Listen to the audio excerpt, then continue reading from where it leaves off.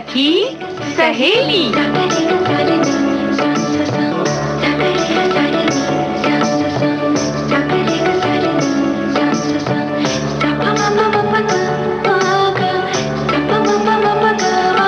सखी सहेली।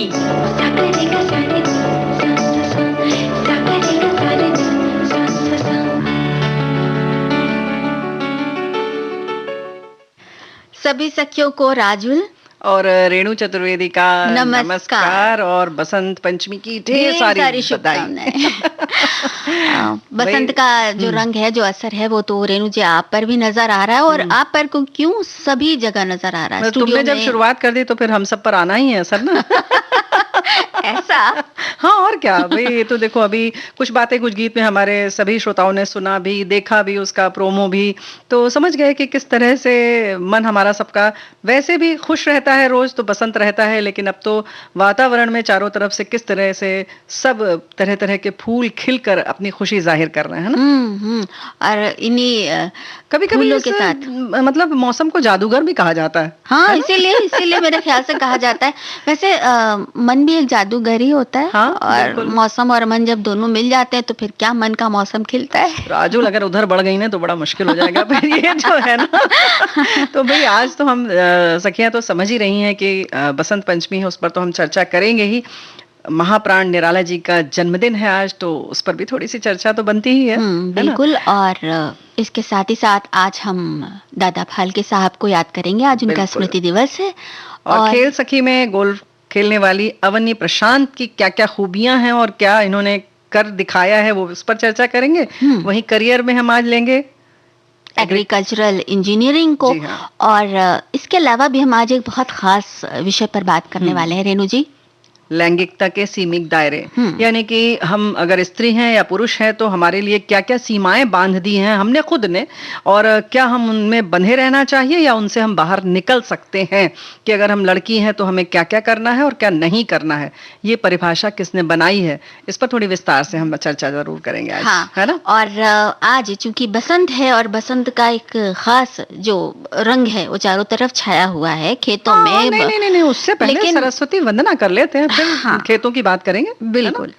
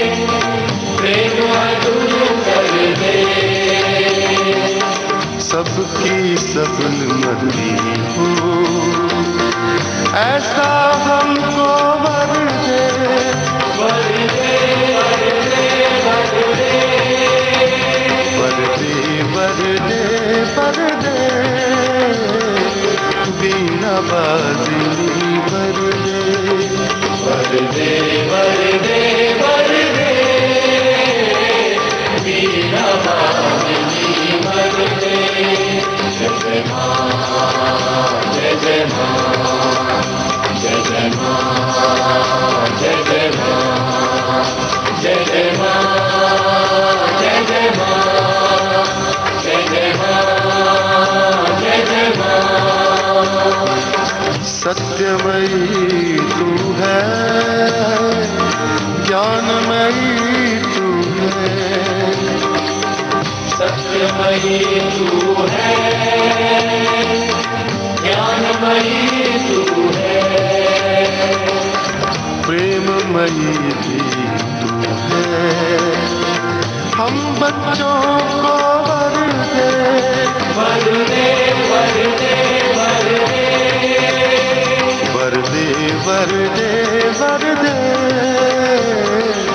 वीणा वादिनी वरदे वरदे वरदे वरदे वीणा वादिनी वरदे जय जय मां जय जय मां जय जय मां जय जय मां जय जय मां जय जय मां जय जय मां जय जय मां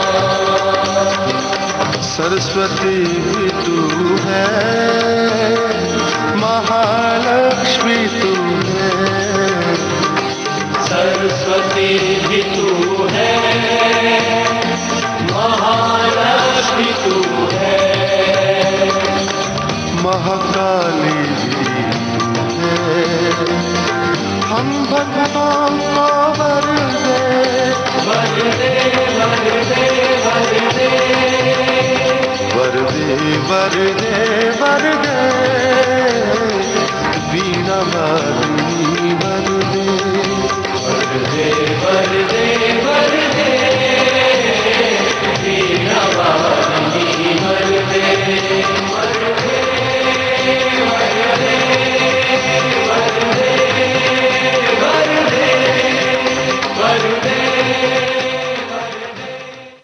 रेणु जी, महाप्राण निराला की एक वीणा वंदना है ये, उसका बहुत सुंदर स्वरूप है ये, बहुत सुंदर। और कुछ त्योहार ऐसे होते हैं ना जो हमारे कहते हैं ना कि बिल्कुल जीवन से ऐसे जुड़े हुए हैं कि क्या कहें, हर कोई इसको बहुत दिल से मनाता है। जैसे क्योंकि जाहिर है कि ये शिक्षा, विद्या, कला, ऐसी चीज़ों से मतलब हम जब वंदना करते हैं तो हम ये अपेक्षा करते हैं और ये आशा करते हैं कि हमारे घर में इन चीज़ों का कहना चाहिए कि भरपूर आगमन हो, या हर में वो कला हो, यानी कि विद्या की देवी हो, या कला की बात हो, या संगीत की बात हो।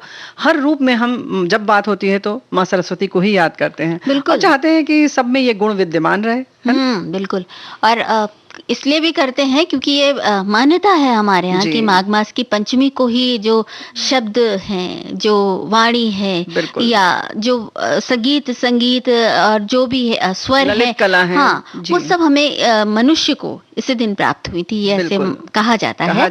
तो फिर अगर ये दिन इसी वजह से और भी विशिष्ट हो जाता है कि हम इस दिन हमने एक मुखर होकर अपनी अभिव्यक्तियां देनी सीखी थी। बिल्कुल। तो यानी मूर्त रूप में सामने आई हमारे मन के भाव, जो कह सकते हैं कि हम प्रकट कर सके। और आज ही के दिन कुछ ऐसा ही हुआ, ऐसा माना जाता है। तो जाहिर है कि ऐसा दिन बड़ा खास होता है। और वैसे भी जब प्रकृति इस स्वरूप में आती है तो लगता है सचमुच कुछ न कुछ तो हुआ है ना? बिल्कुल बिल्कुल। चारों तरफ जैसे लगता है कि एक खुमार सा है, बिल्कुल। सबने अपने अपने ढंग से वर्णन किया है। और देखो, आज तो श्रोताओं ने इतनी बधाई लिखकर भेजी है कि लगता है सिर्फ बधाई देते रहें।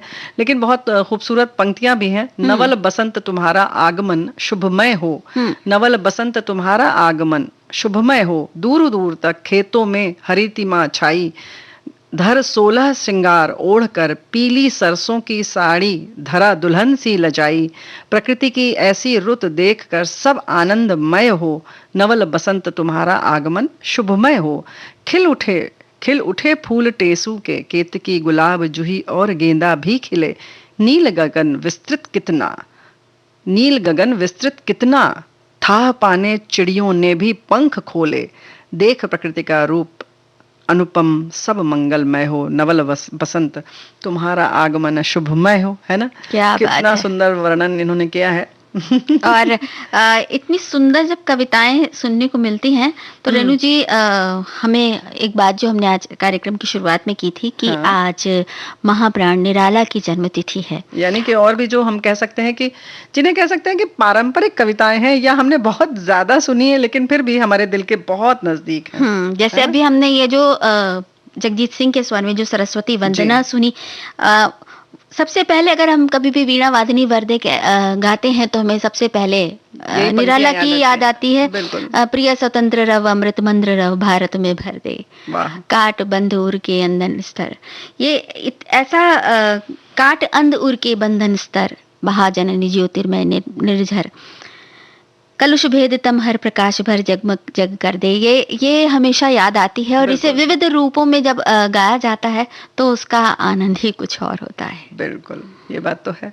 और ऐसा नहीं है, महाकवि निराला ने तो बहुत कुछ लिखा है और वैसे भी जैसे कहा ही जाता था कि उनका एक अपना अलग अंदाज था लिखने का, और लिखने के अलावा उनका जो जीवन की शैली थी वो भी बड़ी निराली थी। कहते हैं, ऐसा लोग बताते हैं कि जब वो निकलते थे तो लोग दौड़ते थे कि मतलब रिक्शे वाले या कोई, क्योंकि वो जो उनके पास होता था वो दे देते थे। वो वाकई बिल्कुल साधु की तरह रहते थे, सब कुछ दे देने वाले। कहते थे कि हमारे पास तो ये शॉल महंगा वाला फिर आ जाएगा, लेकिन इस रिक्शे वाले के पास ये जो बेचारे ये हैं जरूरतमंद, इनको कौन देगा, हमें जरूरत पड़ेगी तो हम फिर खरीद लेंगे। तो लोग लपकते थे कि कैसे दौड़ के इनकी सेवा की जाए। तो इस तरीके का एक मतलब अल्हड़पन जिसको कहा जाए या सूफियाना अंदाज जो होता है वो एक तरीके का था, और वही उनकी लेखनी में भी बहुत जगह दिखाई देता है।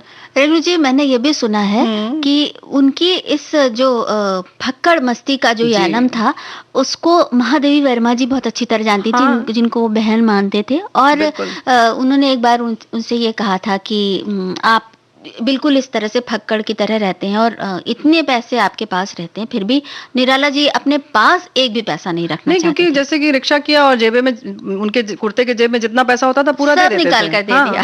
तो उन्होंने कहा मैं बजट बनाती हूँ आपका और आप उस अनुसार खर्च करिए। अब बजट तो बना, लेकिन वो बजट जो था वो चौथे पांचवें दिन आते आते तक ही फेल हो गया और पालन नहीं हो सकता था, हो ही नहीं सकता था। कुछ ऐसे थे निराला। बिल्कुल, तो निराला का जो निरालापन है वो अपने आप में है निराला, और वहीं जो ये मौसम का भी जो निरालापन है, उसका जो जादुई अंदाज है वो भी अपने आप में बड़ा खास है। और उसके साथ साथ हमारे देश जो वैसे भी 30 त्योहारों का तो है ही देश, लेकिन उतने ही मेले यहाँ लगते हैं बड़े खास खास समय पर, है ना? कितनी आपने बढ़िया बात कर दी। मेलों के आपने जिक्र किया तो बिल्कुल तुरंत वो याद आ गए, वो झूले और खेल तमाशे कितने सारे। डर लगता है लेकिन फिर भी बैठने में बड़ा मजा आता है, बहुत मजा पेट में गुदगुदी होती है ना। और सांस्कृतिक कार्यक्रमों का भी आयोजन होता है। बिल्कुल। तो भाई पश्चिमोत्तर बंगाल में और नेपाल में भी धूमधाम से ये त्योहार मनाया जाता है, पूजा तो होती ही है। उसके साथ साथ जो अभी हम लोगों ने जैसे बात की कि पंचमी के दिन संगीत, काव्य, कला, शिल्प, छंद, शब्द, इन सब की जो उत्पत्ति हुई थी उसको धूमधाम से मनाया जाता है। और इसी तरह से जब बहुत सारे लोग एकत्र हो जाते हैं और बहुत खुश रहते हैं, उत्सव मनाते हैं, तो एक मेले का स्वरूप तो बन ही जाता है ना। खास तौर से जो नदी तट हैं, उन पर बहुत इस तरह की भीड़ जमा इकट्ठी होती है। और मेलों की बात जब आपने की है तो मेलों की ही बात एक बार कर लेते हैं। छत्तीसगढ़, प्रयाग जैसे स्थानों पर बड़े प्रसिद्ध मेले लगते हैं। जनपद पौड़ी में भी कोटद्वार के पास कर्ण आश्रम में 2 दिन का विशाल मेला लगता है। और ये कर्ण आश्रम जो है वो एक बहुत खास जगह है। महर्षि कर्ण का नाम हम सभी जानते हैं। शकुंतला के संदर्भ में हमने ये नाम अक्सर हम सुनते हैं, और वो बहुत बड़े विद्वान थे, गुरुकुल पद्धति से शिक्षा देते थे जी। तो क्योंकि यहीं पर विश्वामित्र और अप्सरा मेनका की पुत्री शकुंतला पली बढ़ी महर्षि कर्ण के ही आश्रम में, क्योंकि उन पिता की तरह उन्होंने उनको पाला था। हाँ जी। तो इस वजह से भी ये स्थान बहुत महत्व का है। तो यहाँ पर एक बहुत विशाल मेला लगता है जो कि पर्यटन विभाग के सहयोग से लगता है, और उसमें शिक्षण संस्थाएं और सांस्कृतिक दलों द्वारा विभिन्न रंगारंग कार्यक्रम, खेल कूद, ये सब आयोजित किए जाते हैं। बिल्कुल। इसी तरह से बिलासपुर में भी नैना देवी के समीप जो लाहौर गुरुदा लाहौर जगह है, वहां पर भी 2 दिन का ये बसंत पंचमी का मेला लगता है। उसमें लाखों की तादाद में श्रद्धालु पहुंचते हैं। बिल्कुल। और केवल श्रद्धालु क्यों, जिनको खरीदारी की भी श्रद्धा रहती है, उसके प्रति श्रद्धा, वो भी पहुंच जाते हैं। क्योंकि इन मेलों में कुछ ऐसी ऐसी स्थानीय चीजें मिलती हैं जो अगर आप बाजार में जाएं तो कतई नहीं मिलेंगी। तो वो सी चीजें के लिए हम मेलों का इंतजार करते हैं। या जो गांव में हाट लगते हैं, बाजार लगते हैं, उनका एक अलग आकर्षण होता है। क्योंकि सच में वो चीनी मिट्टी के छोटे छोटे कटोरियां हो, दियलिया हो, पेलिया हो, इस तरीके की चीजें जो है ना वो वहां पर बहुत अच्छे मिल जाते हैं। मतलब हर किसी को अपना बचपन याद आ जाता है। जो कभी हमने अपनी दादी नानी के पास देखा होगा, वो चीजें अगर आपको ढूंढनी है तो ऐसे मेलों में पहुंच जाइए, है ना? बिल्कुल। और ऐसे ही राजस्थान में भी मेला लगता है, दौसा का मेला। प्रयाग में कुंभ मेला तो सभी जानते हैं कि पूरे महीने भर लोग रहते हैं, और इस बसंत में मेला लगता है। एक और भी बात है, ये सर्दी से थोड़ी सी राहत मिलती है लोगों को, थोड़ी सी गर्माहट आ जाती है, ये गुनगुनी धूप का अलग ही मजा होता है ना। तो बस इन सभी जो आनंद है, इन सभी का आनंद जब एकत्रित होता है तब बसंत आता है। और जब बसंत आता है, वैसे बसंत के साथ कुछ और भी बातें होती है, लेकिन उनके बारे में हम बाद में बात करते हैं। एक गाना सुन लेते हैं। जरूर।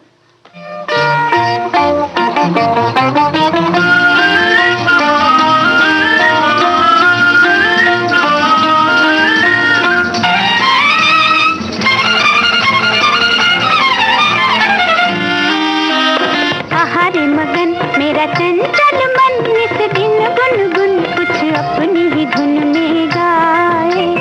आहारे मगन मेरा चंचल मन, निस दिन गुनगुन कुछ अपनी ही धुन में गाए।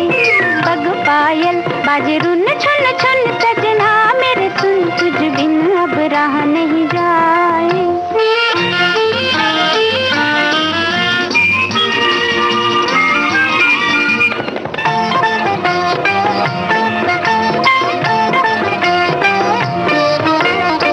जब से दिल में तू आया है, एक जादू सा मुझ पे छाया है। जब से दिल में तू आया है, एक जादू सा मुझ पे छाया है। एक लहर सी आई है, तेरे गीतों में दिल लहराया है। मेरे घर में चंदा उतर आया है। आहारे मगन मेरा चंचल मन, निस दिन गुनगुन कुछ अपनी ही धुन में गाए। पग पायल बाजे रुन छन छन, सजना मेरे सुन, तुझ बिन अब राह नहीं जाए।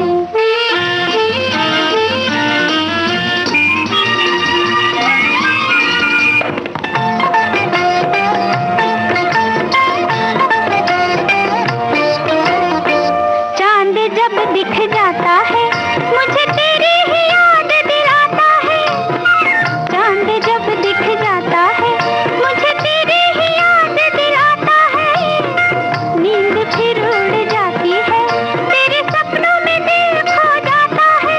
ना जाने मुझे क्या हो जाता है। आहारे मगन मेरा चंचल मन, निस दिन गुनगुन कुछ अपनी ही धुन में गाए। पग पायल बाजे रुन छन छन, सजना मेरे सुन, तुझ बिन अब राह नहीं जाए।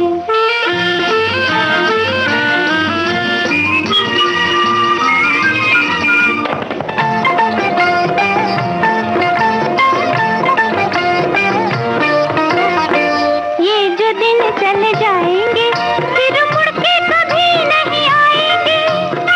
ये जो दिन चले जाएंगे, फिर मुड़ के कभी नहीं आएंगे। तुम सजन पछताओगे, और हम भी बहुत पछताएंगे। ये अरमान दिल में ही रह जाएंगे। आहारे मगन मेरा चंचल मन, इस दिन गुनगुन कुछ अपनी ही धुन में गाए।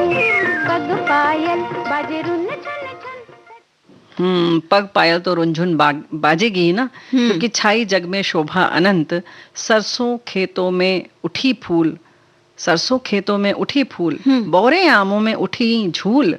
बेलों में फूले नए फूल, पल में पतझड़ का हुआ अंत। आया वसंत, आया वसंत। क्या बात है। लेकर सुगंध बह रही पवन।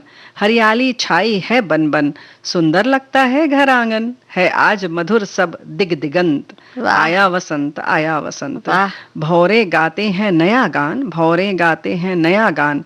कोकिला छेड़ती कुहू तान, है सब जीवों के सुखी प्राण।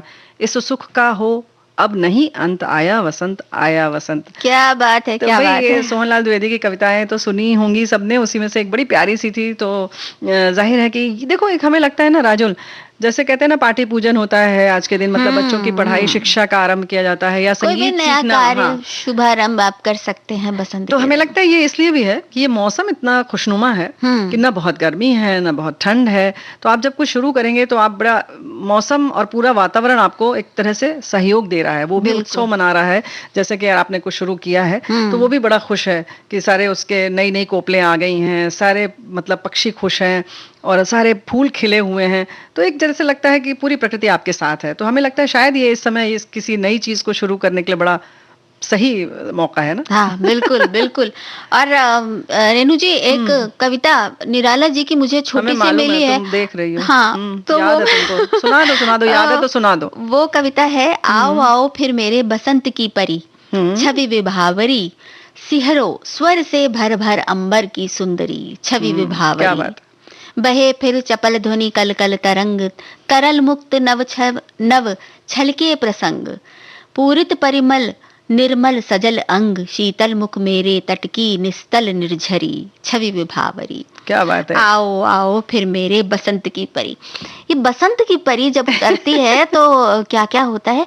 और जब घर की परियां जो होती है ना, नन्ही मुन्नी जब परियां होती हैं, तो जैसे कि एक परी है, उसने जब 4 साल की उम्र में अपने पिता से कहा कि हमें भी गोल्फ खेलना है, तो उनके पिता ने उस परी को पंख दिए और पूरी सहयोग दिया उसको उड़ने में। तो वो जो है आज ऐसा नहीं सिर्फ उड़ी, ऐसी उड़ी कि उसने बता दिया कि सबसे कम उम्र में हिंदुस्तान की ऐसी वो गोल्फ खेलने वाली बिटिया बन गई कि जिस पर हम सबको नाज है। बिल्कुल। और अपना उस उड़ान का परचम लहराने वाली जो हमारी नन्ही सी परी सखी है उनका नाम है अवनी प्रशांत। जी हाँ। तो ये खेल की दुनिया में एमेचर अवनी प्रशांत का जब भी नाम लिया जाता है तो वो लोगों की जुबान पर कुछ इस कदर चढ़ गया कि उन्हें तुरंत गोल्फ का मैदान याद आता है और वो दिग्गज पेशेवर खिलाड़ी याद आते हैं जिनको पछाड़ते हुए एक नन्ही सी बच्ची ने अचानक अपना नाम सारी दुनिया में चमका दिया। बिल्कुल, और ये बहुत बड़ी बात है क्योंकि पेशेवर गोल्फ के तीसरे चरण का वो खिताब जीता उन्होंने दिग्गज पेशेवर खिलाड़ियों के साथ में, और ये बहुत बड़ी बात है। अवनी ने अंतिम दौर में 3 अंडर 67 के स्कोर के साथ, है ना, 2 शॉट से ये खिताब जीता था। तो ये मतलब जिसको कहता है कांटे के संघर्ष हो, और इस तरह से जब कोई बिटिया जीत जाए तो कितना अच्छा लगता है। इसलिए मैं कांटे के संघर्ष में मैंने जल्दी से कहा कि मुझे अगर अवनी का जिक्र होता है तो मुझे तुरंत उनके बारे में जल्दी जल्दी बताने की बिल्कुल उत्सुकता लग जाती है। बिल्कुल सही बात है, बहुत अच्छा लगता है। अवनी प्रशांत सबसे कम उम्र की गोल्फ खिलाड़ी है जो लगभग प्रत्येक अंतर्राष्ट्रीय गोल्फ टूर्नामेंट में हमारे देश का यानी अपने देश का प्रतिनिधित्व कर रही हैं। कितनी बड़ी बात है ना। बिल्कुल। वो अपने 13वें जन्मदिन से पहले 100 टूर्नामेंट्स में भाग ले चुकी हैं और 88 से ज्यादा ट्रॉफीज जीत चुकी हैं। भाई 100 टूर्नामेंट 13 वर्ष की आयु में जीतना असंभव सा लगता है, लेकिन भाई कर दिखाया है अवनी प्रशांत ने। तो भाई हम उन्हें खूब प्यार देते हैं और ऐसे ही और सब बिटिया हमारी करती रहें। तो उन सब के लिए भी ढेर सारी बधाई और ढेर सारी शुभकामनाएं। तो अवनी के सफर की शुरुआत तो जैसे हमने पहले ही कहा कि तभी हो गई थी और बहुत छोटी सी थी। उनके पिता चूंकि गोल्फ खिलाड़ी हैं तो MS प्रशांत जी तो बचपन से ही अपने पिता को देखती आ रही थी, लेकिन देखना अलग बात है और 4 वर्ष की आयु में कहना हम गोल्फ खेलेंगे ये बहुत बड़ी बात है। उन्होंने कहा और उनके पिता ने उस चाहत को पूरा किया। तो पहले तो पिता को विश्वास ही नहीं हुआ कि अच्छा बिटिया हमारी खेलेंगी, क्योंकि पिता को लगता है शायद हमारे जो भी हमारा व्यवसाय है जो भी चीज़ है उसमें बच्चे कम रुचि रखते हैं कभी कभी। लेकिन अगर रुचि रखी और उसके बाद उन्होंने उसी उम्र से उसको खिलाने लगे। चाहते तो कह देते कि नहीं वे पहले पढ़ाई पूरी कर लो, लेकिन साथ साथ उन्होंने जब उसको स्टिक थमा दी तो बस वो भी खेलने लगी। बिल्कुल। और उनको बहुत हैरानी और खुशी हुई अवनी के पिता को जब उन्होंने उनको अच्छा गोल्फ खेलते हुए देखा। तो वो फिर उन्हें अपने कोच के पास लेकर गए जिनका नाम सुंदरम नाथन है, और फिर उन्होंने कहा कि अवनी को भी आप गोल्फ सिखाइए। तो पहले तो कोच तैयार नहीं हुए क्योंकि उन्हें लगा बड़ी छोटी सी बच्ची है, कैसे सीखेगी और कितनी दिक्कत आएगी इसको सिखाने में, समझाने में। लेकिन उन्होंने बहुत जब उनसे विनती की तो कोच ने कहा कि अच्छा ठीक है, खेल कर दिखाओ। तो अवनी ने जब खेला तो कोच हैरान रह गए। उन्होंने देखा कि उसकी आंख और उसके हाथ दोनों के बीच में जो सामंजस्य था, जो आई हैंड कोऑर्डिनेशन होता है गोल्फ में बहुत जरूरी, वो इतना अच्छा था कि उनको लगा कि नहीं, इस बच्चे को तो जरूर बड़ा तराशना चाहिए। और उन्होंने फिर अवनी को गोल्फ की ट्रेनिंग देनी शुरू कर दी। तो सिर्फ ऐसा नहीं कि अवनी ने रियाज किया बल्कि उनके गुरु ने भी किया। तो उसका परिणाम ये रहा कि साल 2012 में अवनी ने पहली बार अंतर्राष्ट्रीय स्तर पर होने वाले किड्स गोल्फ इंटरनेशनल टूर्नामेंट में भाग लिया और नाइजीरिया में आयोजित इस टूर्नामेंट में उन्होंने जीत हासिल की। और उस वक्त वो सिर्फ 6 वर्ष की थी। है ना, कितनी बड़ी बात। सही बात है। उस जीत से फिर आगे के और भी रास्ते खुले। उन्होंने स्कॉटलैंड में आयोजित यूएस किड्स यूरोपियन चैंपियनशिप में 3रा स्थान हासिल किया। हाँ, लेकिन राजुल देखो, होता है ना कि 3रा स्थान मिलना अलग होता है, लेकिन जब आप किसी चीज में हिस्सा लेते हो और आपको कोई भी एक श्रेणी हासिल होती है तो उससे जो आत्मविश्वास मिलता है वो बहुत अलग होता है। तो इस टूर्नामेंट से उन्हें बहुत विश्वास मिला और उनके विश्वास को और बहुत मजबूती भी मिली। तो इस तरह से वो आगे बढ़ती रही। और जाहिर है कि जब विश्वास मिलता है, खुशी मिलती है, तो अभ्यास में और तेजी आ ही जाती है ना। तो बस वो अभ्यास के साथ उनका खेल निखरता गया और आज परिणाम सबके सामने है। 14 साल की अवनी प्रशांत एक जानी मानी गोल्फर के रूप में अपना नाम दर्ज कर आ चुकी हैं। और हम तो यही कहेंगे रेणु जी कि अवनी और आगे बढ़ें और नई नई ऊंचाइयां हासिल करें, मिसाल कायम करें। और हमारी वो और सखियां भी जो गोल्फ या किसी भी और खेल में दिलचस्पी लेती हैं, वो उसमें आगे बढ़ने का रास्ता जरूर ढूंढे, क्योंकि कामयाबी किसी भी पल आपके दरवाजे पर दस्तक दे सकती है। बस उसे ढूंढने की जरूरत है। बिल्कुल। और हम तो यही चाहते हैं कि ऐसी और भी ढेर सारी अवनी हों हमारे देश में और जिनके लिए हम इस तरह से कार्यक्रम में उनकी बातें करें। बिल्कुल।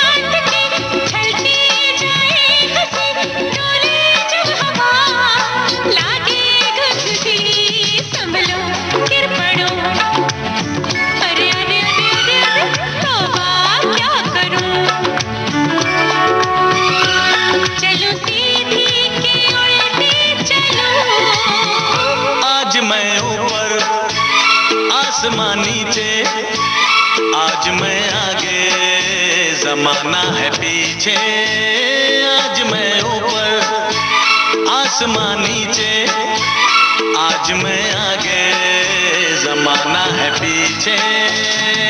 दिल में ओ खुदा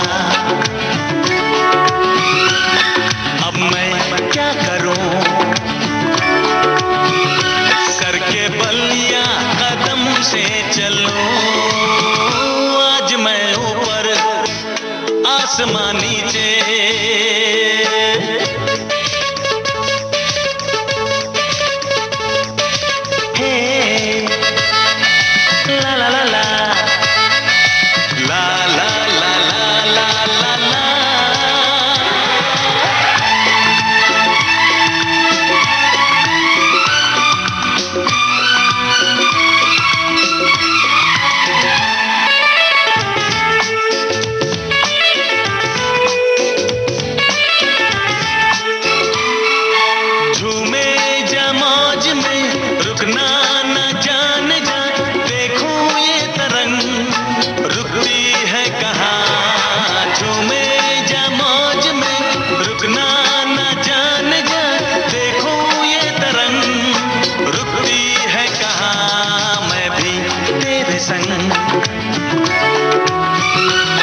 इन लहरों पे चलूं,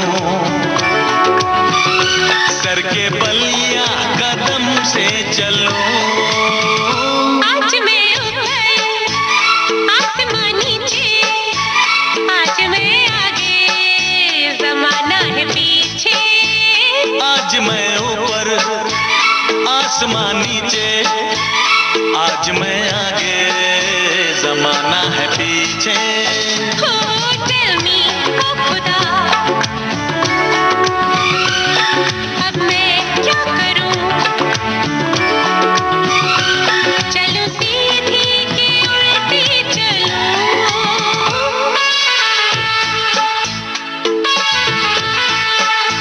ला ला ला ला ला ला। जमाना है पीछे, आज मैं आगे। लेकिन कभी जमाना ऐसा भी था जब हमारे देश में फिल्में नहीं बनती थीं और दादा साहब फाल्के ने वो कर दिखाया, और आज हम बड़े कह सकते हैं कि विश्व स्तर पर भारतीय सिनेमा का बड़ा नाम है ना? बिल्कुल। और कितनी मुश्किल से ये काम उन्होंने किया, जबकि जिनकी हम बात कर रहे हैं दादा साहब फाल्के की, जिनका नाम सभी जानते हैं, ढूंढीराज गोविंद फाल्के का जन्म 30 अप्रैल को हुआ और आज के दिन उन्होंने यहाँ से विदा ली इस देश से, लेकिन अपनी इस दुनिया से।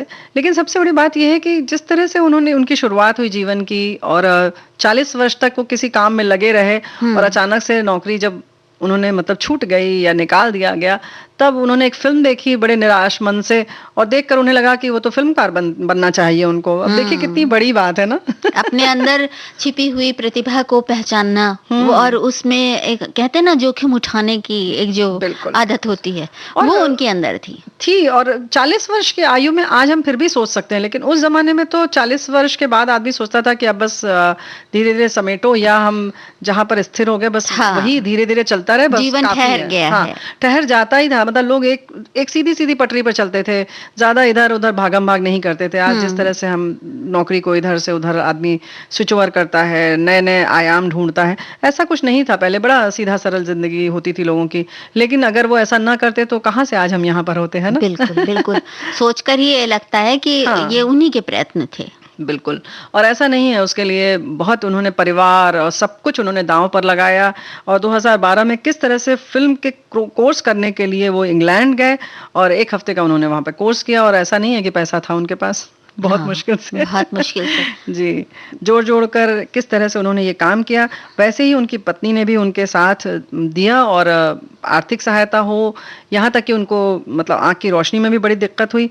और पहली जो उन्होंने फिल्म बनाई अपनी पत्नी की सहायता से, वो बताते हैं 3700 फीट लंबी फिल्म तैयार हुई, और लोगों ने उसको, सबसे बड़ी बात हुई कि हाथों हाथ नहीं लिया था उस वक्त।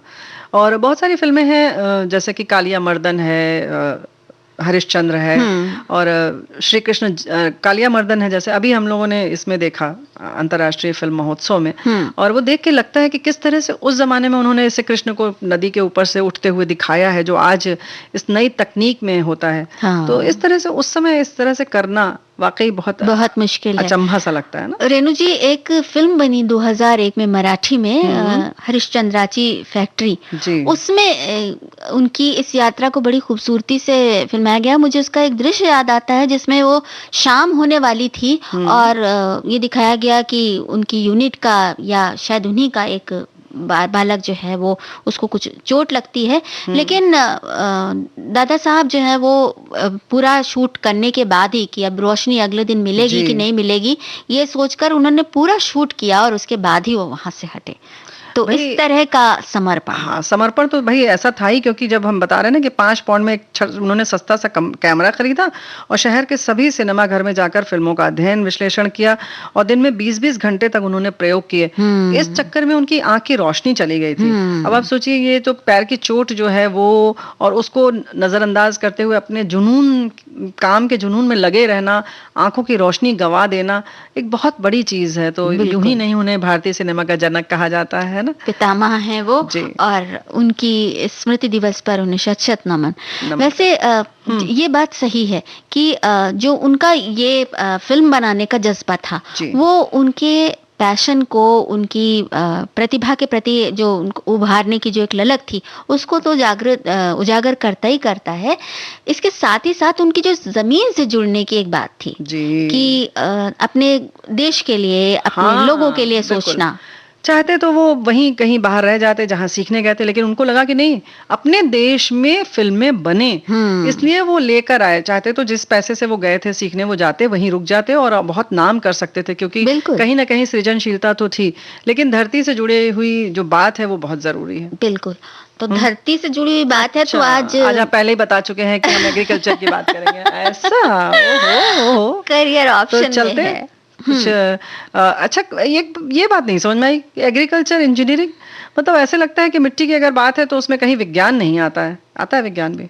आता तो है ना। ऐसा? अगर मिट्टी में विज्ञान नहीं आएगा तो फिर मिट्टी समृद्ध कैसे होगी, और इतनी खेती, इतना पोषक तत्व होते हैं उसमें, उनके अपना एक केमिकल वो कॉम्बिनेशन होता है, या यूं कहें कि उनका एक संयोजन अलग होता है। कुछ चीजों से वो बनता है, उसमें नाइट्रोजन और अलग अलग जो होते हैं रसायन, उनकी कमी होती है, कभी अधिकता होती है, उन सबको देखना पड़ता है। बिल्कुल, सभी कुछ देखना पड़ता है। तो हम लोग भी थोड़ा देख लें आज। हाँ तो ये एग्रीकल्चर इंजीनियरिंग में करियर बनाने के लिए 12वीं कक्षा में फिजिक्स, केमिस्ट्री, मैथ्स या फिजिक्स, केमिस्ट्री, बायोलॉजी विषय होनी चाहिए।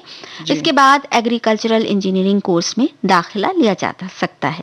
इस कोर्स के लिए एंट्रेंस एग्जाम द्वारा चयन किया जाता है और एंट्रेंस एग्जाम पास करने के बाद डिप्लोमा और बीटेक या बीई इन एग्रीकल्चरल इंजीनियरिंग किया जा सकता है। जी, और ये करने के बाद क्या होता है ना कि बहुत सारी संभावनाएं हो जाती हैं।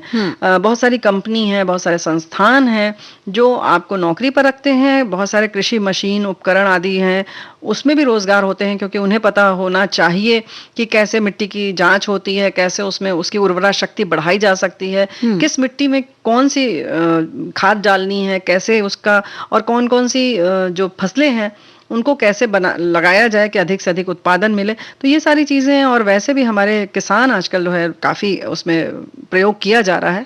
तो एक नया कहना चाहिए अध्याय जुड़ा हुआ है हमारे इसमें। बिल्कुल बिल्कुल, भारत एक कृषि प्रधान देश भी है और यहाँ पर हर साल आईआईटी, राज्य सरकारें और विभिन्न विश्वविद्यालय एंट्रेंस टेस्ट कंडक्ट करते हैं। इसके अलावा Indian council of agriculture research द्वारा भी एक ऑल इंडिया प्रवेश परीक्षा के माध्यम से सेंट्रल और स्टेट यूनिवर्सिटीज में कुछ सीटों पर एडमिशन दिया जाता है। तो ये तो हो गई प्रवेश की बात, लेकिन पढ़ाई के साथ साथ अगर हम इसकी बात करें तो उसमें बहुत सारे सब्जी उत्पादन के अलग अलग अनुसंधान केंद्र बने हुए हैं। केवल सरसों, दलहन, तिलहन के अनुसंधान केंद्र हैं। इन सब जगहों पर बहुत आयाम है, उसमें शोध किए जा सकते हैं आगे जाकर। और वहीं जहां शोध हो रहा है, जहां पढ़ाई हो रही है, वहां नौकरी की भी संभावनाएं हैं, वहां व्यवसाय भी मिलता है और वहां पर आप आगे जाकर पढ़ाई भी कर सकते हैं। उसके साथ साथ सगंध, पौधे हैं, आजकल तो बहुत सारे आपके जो आयुर्वेदिक चीज़ों के जो हैं, मूसली है, ब्राह्मी है, इन सब की भी खेती होती है। उन सब में भी बहुत तरीके से पढ़ाई की जाती है कि और भी क्या-क्या किया जा सकता है। तो असीम संभावनाएं हैं। हाँ, और देश में ही नहीं विदेशों में भी इस जो ये पढ़ाई है इसका बहुत स्कोप है जी। इन देशों में बायो सिस्टम के नाम से कॉलेजेस हैं जहाँ पर भारतीय, ये कहते हुए गर्व होता है कि भारतीय एग्रीकल्चर साइंटिस्ट जो है वो ऊंचे पदों पर कार्यरत हैं। वाह, क्या बात है। अब इस विषय में अगर आप इस दिशा में आप करियर बनाना चाहती हैं तो जरूर कोशिश करें, और अधिक जानकारी अगर आपको चाहिए तो आप इंटरनेट पर देख सकते हैं। बिल्कुल सही बात है। और वैसे भी मतलब इस दिशा में सोचना चाहिए। आप सिर्फ वो जो पारंपरिक हमारे जो केवल कोर्स हैं, विषय हैं, उन पर ही न बढ़े, बल्कि और भी बहुत सारे आयाम हैं, उनको आप तलाशें, है ना? बिल्कुल। ये पौधे, ये पत्ते, ये फूल, ये हवाएं दिल को चुराए, मुझको लुभाए, हाय मन कहे मैं झूमूं, झूमूं मैं गाऊं, मन कहे मैं झूमूं मैं गाऊं।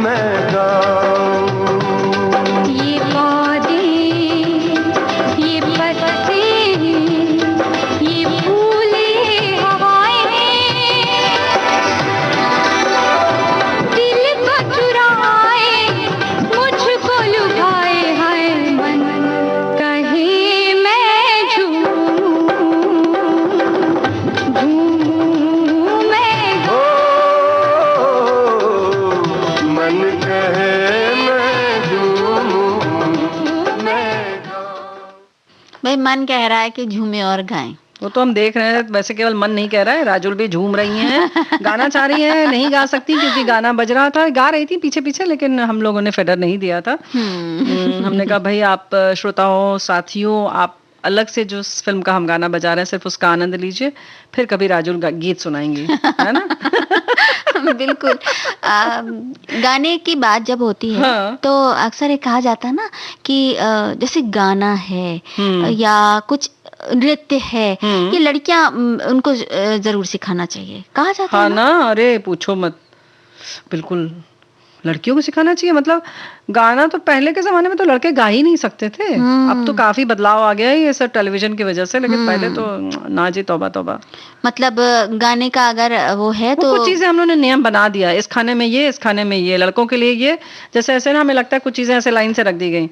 अच्छा क्रिकेट लड़के ले जाओ, अच्छा वो गुड्डा गुड़िया लो लड़कियों तुम ले जाओ, फिर कुछ और आया तुम ले जाओ, गुल्ली डंडा आया उस जमाने के हिसाब से लो तो ये, या कुछ और है तो तुम ले जाओ, ये सब। ये लड़कियां कैसे खेलेंगी, आंख वाँख में कहीं लग गया तो शादी कैसे होगी, ये सब चीजें बड़ी ये कह के डराया जाता था। बहुत ज्यादा। मुझे याद आ रहा है, हम लोग डर भी जाते थे।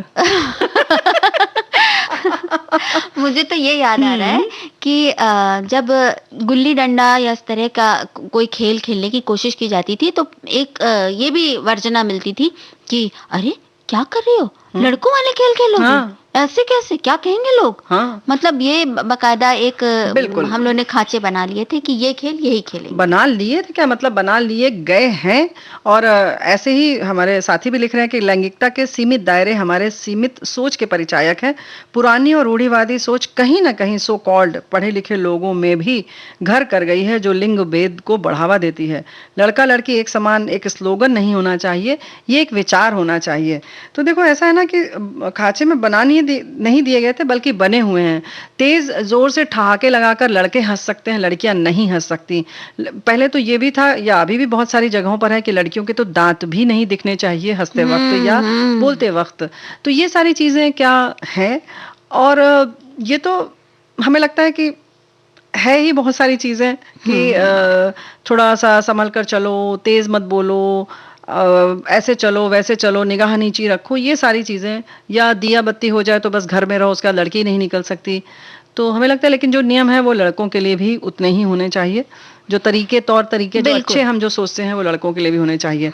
लेकिन आज हमें लगता है कि उससे भी हट कर एक और भी बात है। सिर्फ ये खेल तक ही सीमित नहीं है, विषयों तक ही सीमित नहीं है कि गृह विज्ञान जो है वो लड़कियों के लिए और गणित जो है वो लड़कों के लिए। सिर्फ ये विषय की बात नहीं है, बल्कि पहनावे ओढ़ावे की आज हम बात करना चाह रहे हैं राजुल, कि जैसे ये किसने बनाया कि स्कर्ट ब्लाउज है, साड़ी है, वो लड़कियां पहनेंगी और लड़के नहीं पहन सकते?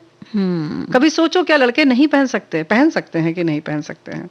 ये श्रोताओं हम आपके लिए भी, अगर वो चाह रहे हैं जी तो पहने।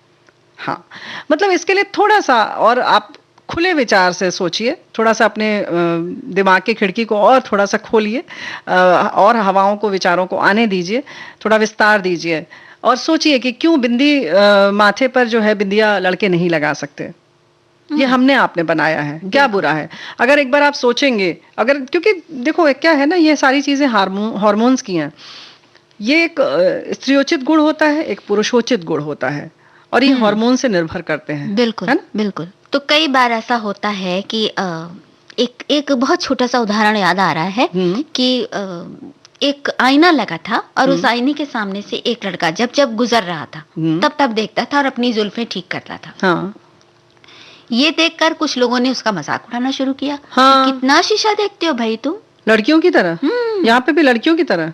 अब वो अपने बाल ठीक कर रहा था, कई बार अपनी जो पहना था उसने उसको देख रहा था, लेकिन इस चीज का बकायदा मजाक बनने लगा। हाँ। और इस बात से वो लड़का बहुत लज्जित हुआ। जी।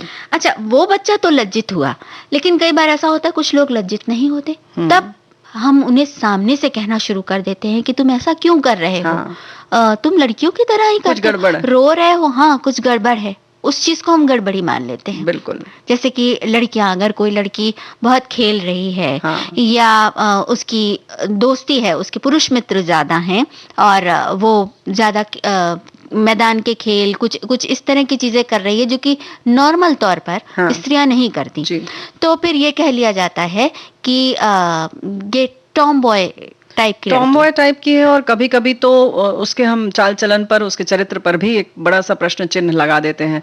लेकिन उससे पहले जैसे तुमने कहा कि वो लड़का जैसे बार बार शीशा देख रहा था, अपने आप को सजने संवरने की कोशिश कर रहा था, या ये देख रहा था कि मैं सुंदर लग रहा हूँ कि नहीं लग रहा हूँ, या मेरे बाल ऐसे होंगे तो मैं सुंदर लगूंगा या वैसे होंगे तो सुंदर लगूंगा। तो अगर उसने ये देख लिया तो उसमें क्यों गुनाह है? क्यों वो नहीं सोच सकता कि मैं भी सुंदर लगूं, मैं भी आकर्षक लगूं और लोग मुझे देखें? क्या होता है कि ऐसे तो जैसे वो व्यक्ति जो, वो बच्चा जो देख रहा है, वो तो उसको तो शर्मिंदगी महसूस हुई, उसके अंदर कौन सी ग्रंथि बन गई आपको नहीं पता, उसकी वजह से हो सकता है ताउम्र वो ऐसी ग्लैंड डेवलप हो जाए जिससे कि वो कोई और भी उसके में बीमारी हो जाए या आत्मविश्वास की कमी हो। उसके साथ साथ राजुल, वो जो बातें सुन रहे हैं उसमें बहुत सारे ऐसे हैं बच्चे या और भी ऐसे बालक होंगे जिन्होंने वो नहीं किया, उनके मन में इच्छा होगी कि अरे वाह अच्छा लग रहा है, हमें भी देखना चाहिए कि मैं कैसा लग रहा हूँ, वो वहीं दब गए। अब आप सोचिए कि आपने इस खिलते हुए बचपन को किस तरह से कुचल दिया। क्यों नहीं कर सकते वो अपने मन का? या गुलाबी रंग क्यों नहीं पहन सकते? या हमने कभी क्यों नहीं सोचा इस बात को, है ना? बिल्कुल। या कभी अगर उन्होंने गले में हार डाली तो क्या गुनाह है? क्योंकि हमने ये सारी परिभाषाएं बनाई हैं तो उसके दायरे से बाहर निकलना चाहिए, हमें लगता है कहीं ना कहीं। बिल्कुल निकलना चाहिए। और ये एक बात और है, अगर कोई निकल चुका है तो उसका मजाक तो कम से कम ना बनाए। बिल्कुल बिल्कुल, उनको मजाक नहीं बनाना चाहिए और स्वीकार करना चाहिए। तो ये हम ये इस बारे में कुछ और बातें करने वाले हैं। अच्छा, गीत सुनेंगे। हाँ, एक गाना सुन लेते हैं। हाँ, ठीक है। लड़कों सी नहीं होती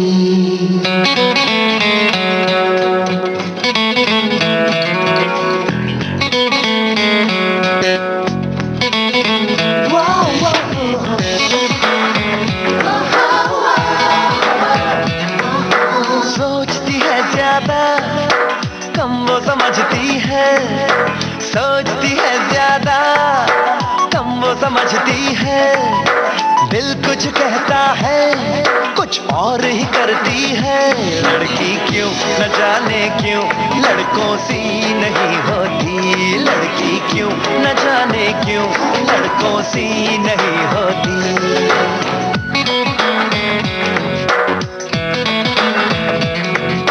सोचती है ज्यादा, कम वो समझती है।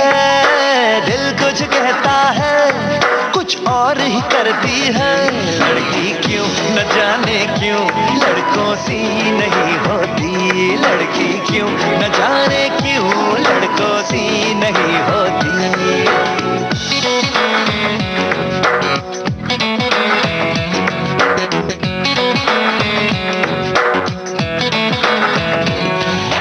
प्यार उसे भी है मगर शुरुआत तुम्ही से चाहे। खुद में उलझी उलझी है पर बालों को सुलझाए। I mean you're all the same यार, हम अच्छे दोस्त हैं पर उस नजर से तुमको देखा नहीं। वो सब तो ठीक है पर इस बारे में मैंने सोचा नहीं। सबसे अलग हो तुम ये कह के पास तुम्हारे आए, और कुछ दिन में तुम में अलग सा कुछ भी ना उसको पाए। उफ, शर्ट पहनते हो, ये कैसे बाल कटाते हो, गाड़ी तेज चलाते हो, तुम जल्दी में क्यों खाते हो? Give me a break. तुम्हें बदलने को पास वो आती है, तुम्हें मिटाने को चाल बिछाती है। बातों बातों में तुम्हें फंसाती है, पहले हंसाती है फिर बड़ा रुलाती है। लड़की क्यों न जाने क्यों लड़कों सी नहीं होती। लड़की क्यों न जाने क्यों लड़कों सी नहीं होती।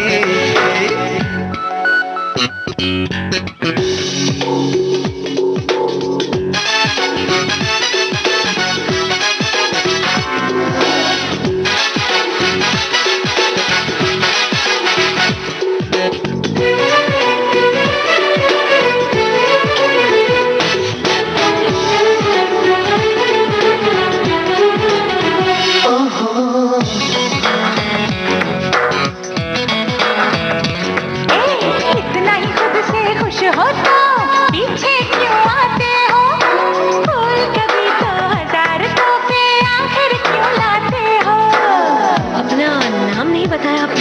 कॉफी पीने चलेंगे? मैं आपको घर छोड़ दूं? फिर कब मिलेंगी? बिखरा बिखरा बेमतलब सा टूटा फूटा जीना, और कहते हो अलग से है हम तान के अपना सीना। भीगा तौलिया कहीं फर्श पे, टूथपेस्ट का ढक्कन कहीं, कल के मोजे उलट के पहने, वक्त का कुछ भी होश नहीं। जीने का तुमको ढंग सिखलाती है, तुम्हें जानवर से इंसान बनाती है। उसके बिना एक पल रह न सकोगे तुम, उसको पता है ये रह न सकोगे तुम। इसलिए लड़कियां लड़कों से नहीं होती, इसलिए लड़कियां लड़कों से। लड़की और लड़का ये भेद हमारे मन के अंदर शुरू से जैसे हमारे सिस्टम में डाल दिया जाता है, नहीं? बिल्कुल, मतलब उस समय ऐसा सॉफ्टवेयर बन गया था जिसमें ये कहा जाए ये लड़कों सा है, ये काम लड़कियों सा है। हाँ ऐसा? लगता तो यही है कि सफाई करना ये लड़कियों का काम है, फैलाना लड़कों का अरे तो काम झाड़ू है। लगाओगे, ऐसे कैसे कर सकते हो भाई? हाँ। मतलब ये माँ ही कमाल कह है। देती है कि बेटा झाड़ू कैसे लगाएगा? हाँ। चलो बेटी तुम लगा दो, भैया कैसे लगाएगा झाड़ू? तो भाई इसके लिए बहुत अच्छी एक लाइन हमारे साथी लिखकर भेज रहे हैं कि शिक्षा, एक चीज हम सबको याद रखना चाहिए, ये बच्चों को पहले से सिखाना चाहिए, सबसे बड़ा रोग क्या कहेंगे लोग। तो क्या अगर- कहेंगे लोग, सही बात है। इसको किनारे कर देना चाहिए। और ये जो आज़ादी की जो बात हम कर रहे हैं, अपने मनपसंद काम करने वाली बात, इसका मतलब नहीं कि कुछ भी किया जाए, हाँ, लेकिन अगर कोई कुछ कर रहा है सीमा में रहते हुए, अगर हमने किसी चीज के लिए एक मर्यादा होती है, समाज में रहने का एक तौर तरीका होता है, वो मर्यादा जो है वो सिर्फ लड़कियों के लिए नहीं, वो लड़कों के लिए भी उतनी ही आवश्यक है, वो रेखा उनके लिए भी उतनी ही है, और उतनी ही बेटियों के लिए भी है, या किसी बड़े बुजुर्ग के लिए भी वो जरूरी है कि वो किस तरह से करें, या किसी के काम में हस्तक्षेप न देना, ये सारी चीजें। लेकिन जो पहनावे ओढ़ावे की जो बात है उसमें तो भाई बख्श दीजिए, आजाद रहने और दीजिए। देखिए ना रेणु जी, एक चीज जो बिल्कुल हमारे मतलब पुरानी हमारी संस्कृति इतनी पुरातन है, और जी। उसमें ये बात है अर्धनारीश्वर स्वरूप है। जी, तो बिल्कुल। हर स्त्री में थोड़े से पुरुष गुण भी हैं, और हर पुरुष में स्त्री गुण भी है। जी। तो वो उस बात को हम इनकार नहीं कर सकते, और उस बात का मजाक भी नहीं बनाना चाहिए। और एक बात और है, जैसे तुमने कहा कि गुण है, तो वैसे ही जो ये जैसे हम कोई बच्चा हमारा बाएं हाथ से लिखना शुरू करता है, तो ये ईश्वर प्रदत्त है, या यूं कहें कि उसकी प्रकृति है, और उसके शरीर का वो सिस्टम ज्यादा डेवलप है। जब दाहिनी तरफ का ज्यादा विकसित होता है, मोटर सिस्टम दाहिनी तरफ होता है, तो वो बाईं तरफ से काम करता है। बिल्कुल। और बाईं तरफ मोटर सिस्टम हमारा रहता है काम करने वाला, तो हम दाहिने हाथ से काम करते हैं। हो सकता है उसके में दाहिनी तरफ हो और वो बाएं हाथ से काम करता है, लेकिन उसके लिए बड़ा तंग किया जाता है, उसको क्या क्या मतलब टॉर्चर ही लिटरली किया जाता है कि किस तरह से ये क्या कर रहे हो। तो इस तरह से ही पहनने ओढ़ने की जो बात है वो भी उसकी प्रकृति है, उसके अंदर जो हॉर्मोन्स हैं उसकी वजह से उसका रुझान होता है। जैसे कि संगीत में रुझान है, जैसे ये हमें खाने पीने में किसी को कुछ पसंद है, किसी को कुछ, वैसे ही पहनने ओढ़ने बात करने के तौर तरीके में सबकी अपनी अपनी एक प्रकृति होती है। अरे कई बार तो खाने पीने की आपने बात की, तो ये भी होता है कि अगर किसी लड़के को खट्टा बहुत पसंद है, तो उसको ये कह के भी चिढ़ाया जाता है कि क्या लड़कियों की तरह खटाई खाते हो, ये भी बात होती है। जी हाँ, तो बिल्कुल। खाने मतलब कच्ची पीने केरी आम वाली जो है वो लड़के नहीं खा सकते। बेचारे सोच के भी ये दया आती है, और ऐसे मेरे ख्याल से लड़कों को भी बहुत सी बातों पे दया आती होगी, लेकिन इस दया भाव से ऊपर उठकर बिल्कुल, और मिलजुल कर बराबरी से रहें, और सबके जो विचार है, सबकी पसंद है, उसको पूरी तरह से आजादी दी जाए। हम तो यही चाहेंगे, है ना? और अगर आपके अंदर छिपी हुई आप स्त्री हैं, और आपके अंदर का जो छिपे हुए पुरुष गुण हैं, वो अगर आपको उकसा रहे हैं, आपको बार बार उद्विग्न कर रहे हैं, तो झिझके नहीं, खुद को घोटे नहीं, बल्कि उन्हें बाहर आने दें। और इसी तरह अगर आप पुरुष हैं और आपके अंदर छिपी हुई स्त्री आपको नृत्य पसंद है, या नृत्य पसंद है, या गायन पसंद है, या कुछ ऐसी कढ़ाई और बुनाई पसंद है, तो आप उसे करिए, बिल्कुल करिए। और अपने को दबाना या अपने को समेटना ये जीवन नहीं है, क्योंकि जीवन एक ही बार मिलता है, और जीवन को खुलकर भरपूर तरीके से जीना चाहिए। बिल्कुल। तो इसी तरह से जिए, और इसी तरह से कार्यक्रम सुनते रहे सखी सहेली, और बने रहे विविध भारती के साथ। तो अब आज के लिए इजाजत ले लेते हैं रेणु जी। बिल्कुल। आप सभी को राजुल और रेणु चतुर्वेदी का नमस्कार।